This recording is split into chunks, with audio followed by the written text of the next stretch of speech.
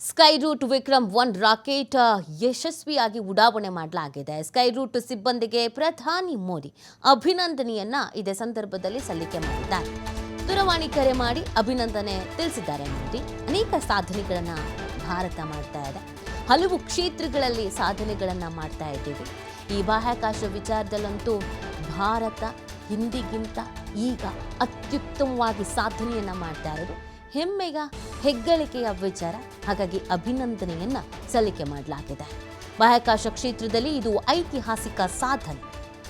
ಈಗ ಈ ಐತಿಹಾಸಿಕ ಸಾಧನೆಗೆ ಅತಿ ದೊಡ್ಡ ಕೊಡುಗೆ ಸಿಕ್ಕಿದೆ.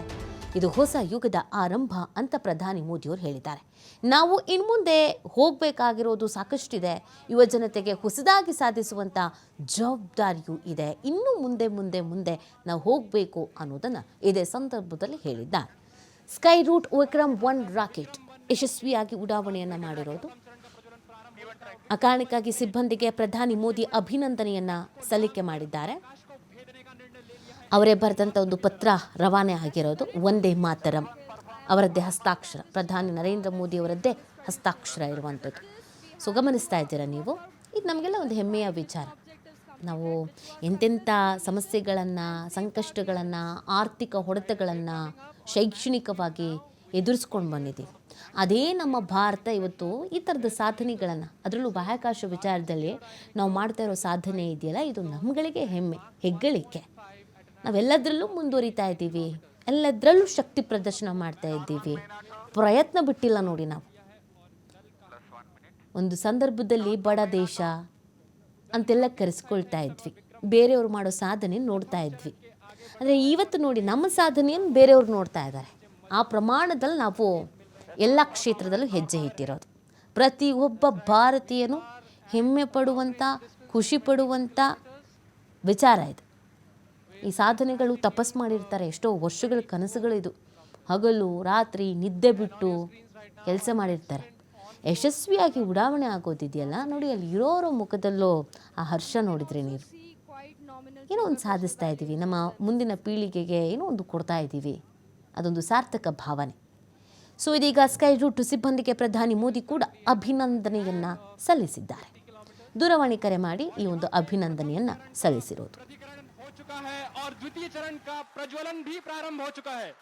This is quite a major achievement for the nation, with the vehicle successfully separating stage 1 and the ignition of 4, 3, 2, 1, 0. And we have liftoff of Vikram 1, India's first private orbital launch vehicle. And we have great views coming from the tracking cameras, and isn't this quite something? Vikram 1 ने अपनी उड़ान भरी, प्रथम चरण का प्रज्वलन प्रारंभ हो चुका है. Vikram 1 ने प्रक्षेपण पथ को लांघकर आकाश को भेदने का निर्णय ले लिया है, एक ब्रह्मास्त्र की तरह. That's very true, Suyash and Akhil. I am awestruck at the sheer power that stage 1 is producing. With this, we have two of our major prime mission objectives completed, which was... Hello sir. Thanks a lot for your wishes. And our team, entire team of Skyroot, more than 1,000 people are here in Sriharikota and listening to you. Our hearts are swelling with pride, and this means a lot to us. देखिए, mission आगमन है. अब आगमन को तो और आगे बढ़ते ही जाना है.